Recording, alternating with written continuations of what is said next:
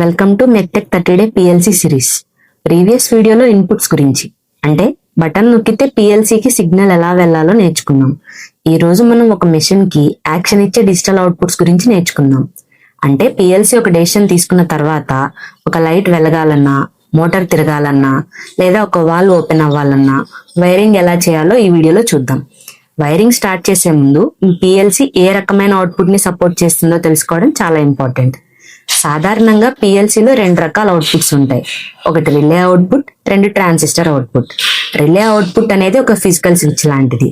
దీనికి మీరు AC లేదా DC లోడ్స్ దేనైనా కనెక్ట్ చేయొచ్చు.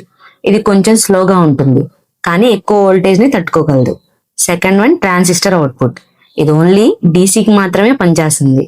ఇది చాలా వేగంగా స్విచ్చింగ్ చేయగలదు. ఇప్పుడు మీ PLC నంబర్ పక్కనున్న DC DC DC అనేది అబ్జర్వ్ చేశారు కదా, అది ట్రాన్సిస్టర్ టైప్ అని అర్థం. ఒకవేళ RLY అని ఉంటే అది రిలే టైప్ అని అర్థం. ఇక్కడ PLC అవుట్పుట్ నుంచి టెర్మినల్ చూడండి, ఇక్కడ 24 volts అండ్ 24 volts నెగిటివ్ అనేది బయటకు వచ్చింది కదా. దీన్ని మనం PLC అవుట్పుట్ సెక్షన్ లో ఉన్న 24 volts పాజిటివ్ ని 6L ప్లస్ కి కనెక్ట్ చేసాం. అట్లాగే 24 volts నెగిటివ్ ని 6M కి సప్లై చేసాం. ఇది అవుట్పుట్ పాయింట్స్ అన్నిటికీ మెయిన్ పవర్ సప్లై లాంటిది. ఇప్పుడు ఒక LED ఇండికేటర్ లైట్ ని PLC కి ఎలా కనెక్ట్ చేయాలో చూద్దాం. మన దగ్గర 24 volts DC ల్యాంప్ ఉందనుకుందాం.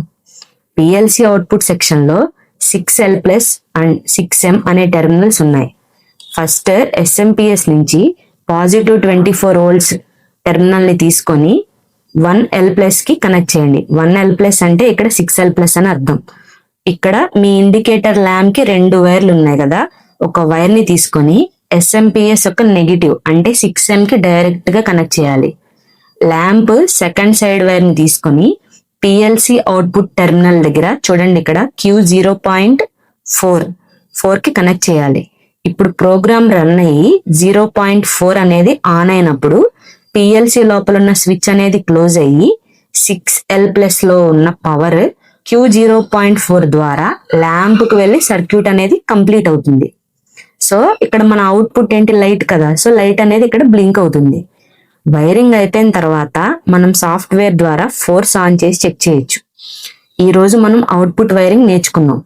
నెక్స్ట్ వీడియోలో మనం మోస్ట్ ఇంపార్టెంట్ టాపిక్ PLCలో కామన్ టెర్మినల్స్ అంటే ఏంటో, అవి ఎందుకు అంత ఇంపార్టెంట్ డీటెయిల్ గా చూద్దాం. ఈ సిరీస్ మీకు ఇన్ఫర్మేటివ్ అనిపిస్తే మీ ఫ్రెండ్స్ కి షేర్ చేయండి. నెక్స్ట్ వీడియో కోసం ఇప్పుడే సబ్స్క్రైబ్ చేసుకోండి. See you in the next video.